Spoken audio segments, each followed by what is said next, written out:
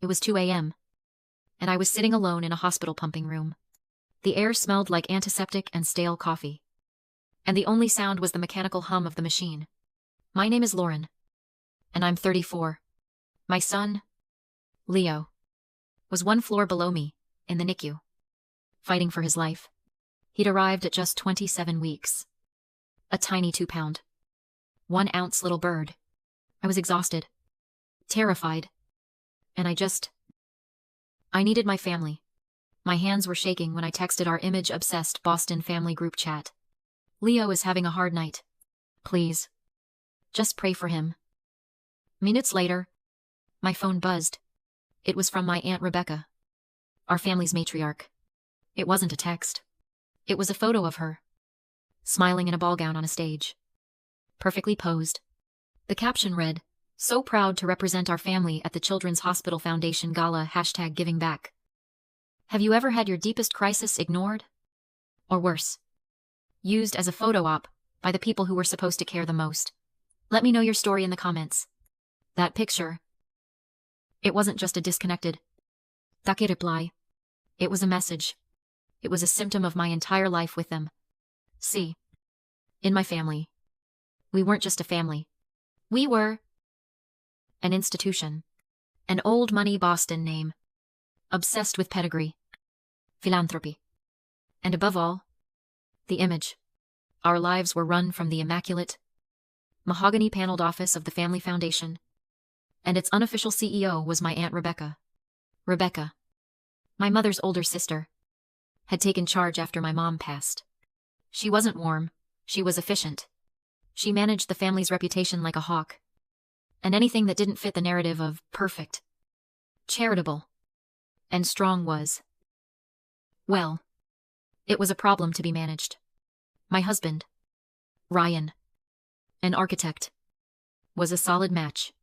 He was successful. He looked good in a suit. He was approved. But my career, that was a quiet embarrassment.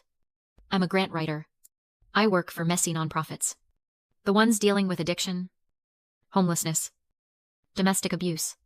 The kind of problems Rebecca's foundation preferred to solve from a distance, with a large, publicized check.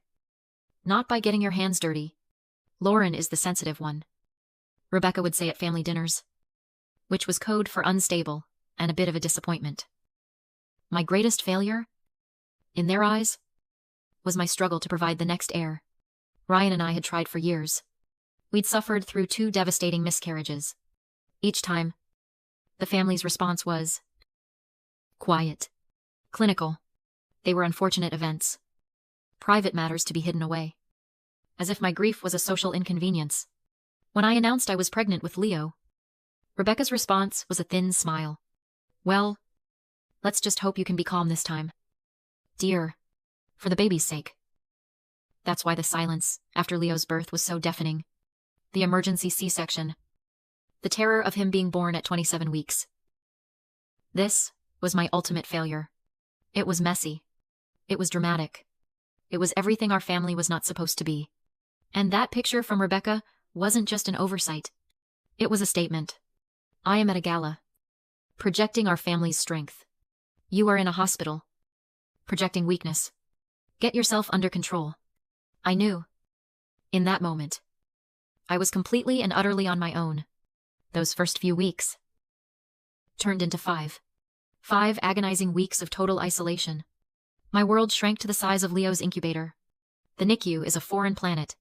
It has its own language, its own gravity.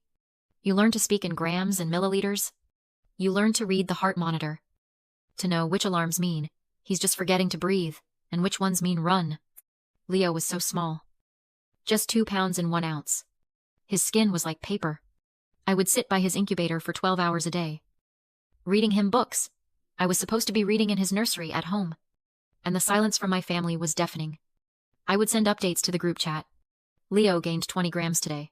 He's off the ventilator and on CPAP. My father, Richard, would send back a single thumbs up emoji. My stepmother, Brenda, nothing. Ryan was my rock. But he had to go back to work to keep our insurance. He'd come in the evenings, exhausted, and we'd sit by Leo's incubator holding hands. Two ghosts in a machine. The only real support I had was from strangers. In the pumping room, I met other mothers living the same nightmare. We were a broken, exhausted little sorority. We formed our own text group. We celebrated when one baby finally took a bottle. We cried when another had a setback. These women, these strangers, they became my real family. One afternoon, I was scrolling social media during a rare break, and I saw it. A picture posted by a cousin. My father, my stepmother, Aunt Rebecca, all of them, laughing, clinking glasses at a Sunday polo match. The caption read, "Wonderful family day." It felt like a punch to the stomach. Their lives were just continuing.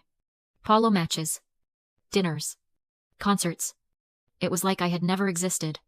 Like my son, fighting for his life in a plastic box. He was just a piece of unpleasantness they had successfully edited out of their perfect Boston lives. I stopped sending updates to the group chat. I just stopped.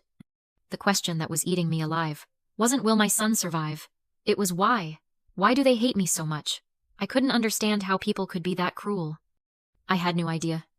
The cruelty had only just begun. It was the end of the 5th week. Leo was stable. But stable in the NICU just means the crisis isn't happening right now. I was in the hospital cafeteria, stirring a cup of terrible coffee, my eyes burning with exhaustion. The place was my new home, filled with the same tired-looking residents and the smell of reheated pasta. I'd settled into this numb, painful rhythm. Wake up. Pump. Drive to the hospital. Sit by the incubator. Pump. Talk to doctors. Pump. Go home. Sleep for 3 hours. Repeat. Ryan and I were ships passing in the night. My family. They were just gone. I pulled out my phone to text Ryan an update. And it just exploded. The screen lit up like a Christmas tree. 73 missed calls. Dozens of texts. All from my brother. Ethan. My heart didn't just race. It slammed against my ribs. 73 calls. That's not checking in. That's... Something has happened. My fingers were shaking so hard I could barely unlock the phone. I opened his last text. Sent just seconds before. All caps. Lauren. Answer. It's Aunt Sharon. She's at Mass General. It's bad. Aunt Sharon. My mother's other sister. The sidelined aunt. The one Rebecca always pushed to the side. The world went sideways. I ran out of the cafeteria. My half-eaten sandwich forgotten. And called him. He picked up on the first ring. Lauren, where have you been? I've been calling for hours. His voice was tight. Frantic. He's a journalist. He's never frantic. I'm here. Ethan. I'm at the hospital. My phone was on silent. What's wrong? What happened to Aunt Sharon? There was a heavy pause. The sound of a hospital PA system in the background of his call. She had a massive stroke this morning. He said. His voice cracking. It's bad. Lauren. They don't know if she's going to make it. I leaned against the wall. The cold tile pressing into my back. Oh my God. Is anyone with her? Everyone is here. Ethan said. That's why I'm calling. Everyone's at Mass General. Dad. Brenda. Rebecca. Everyone. And? Look. Dad is asking why you aren't here. He's really hurt. You haven't come. I couldn't process the words. It felt like he was speaking a different language. A bitter, cold laugh just escaped my throat.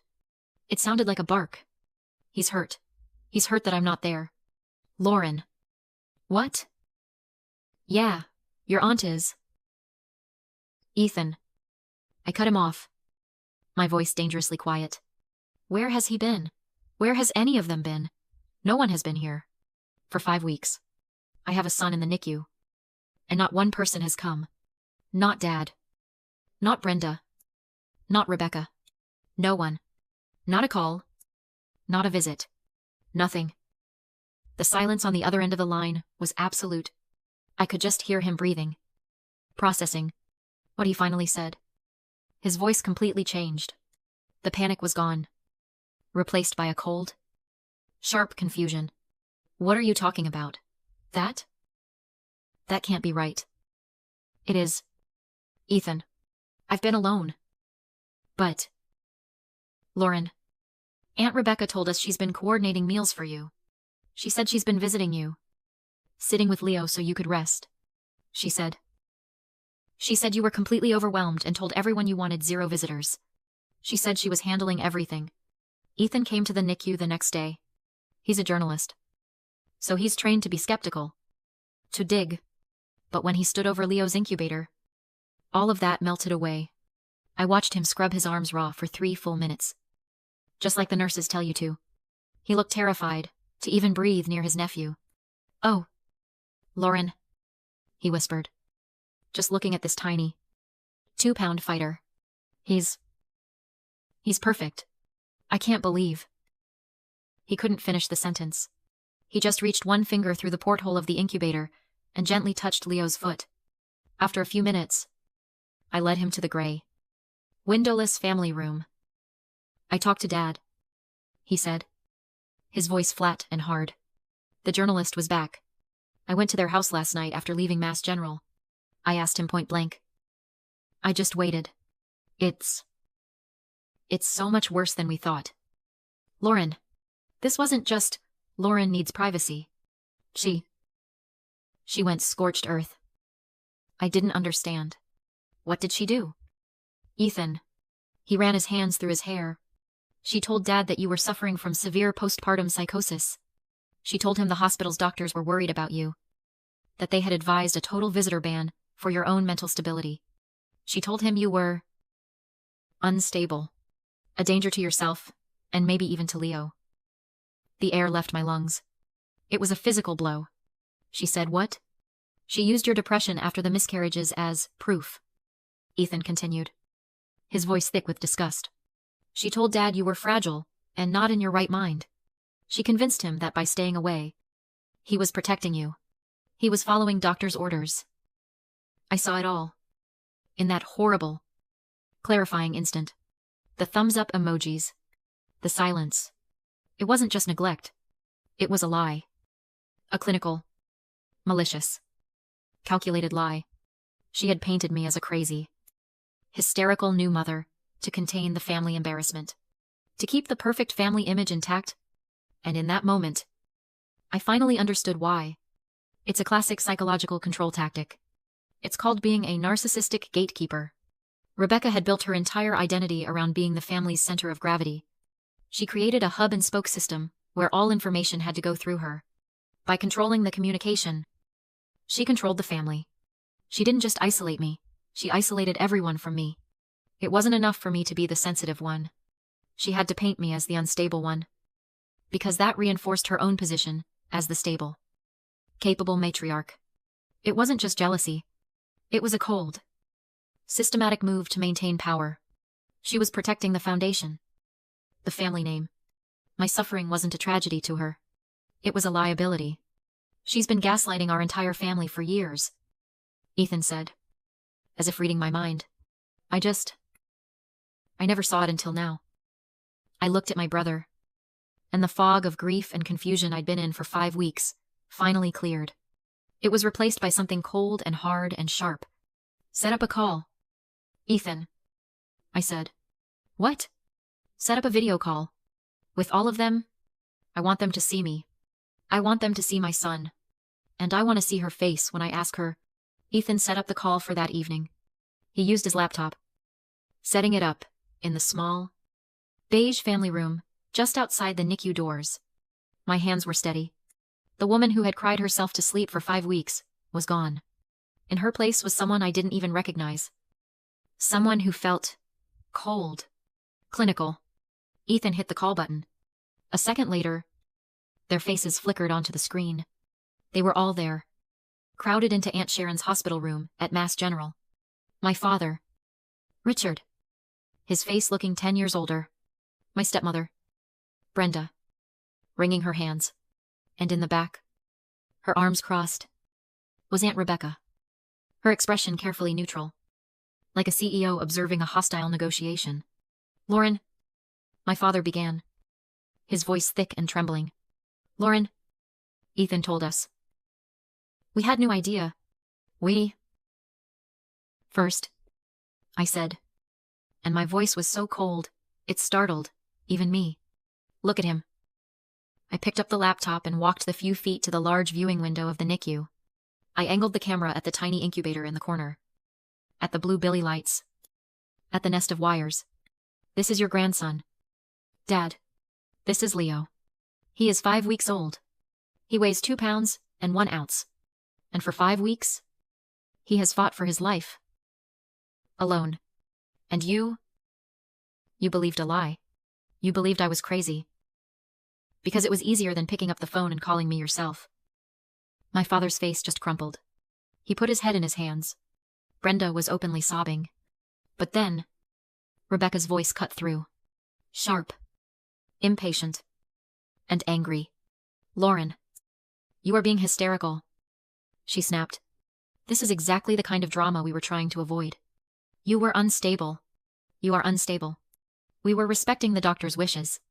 The doctor's wishes, I said, turning the camera back to my own face. Or your wishes.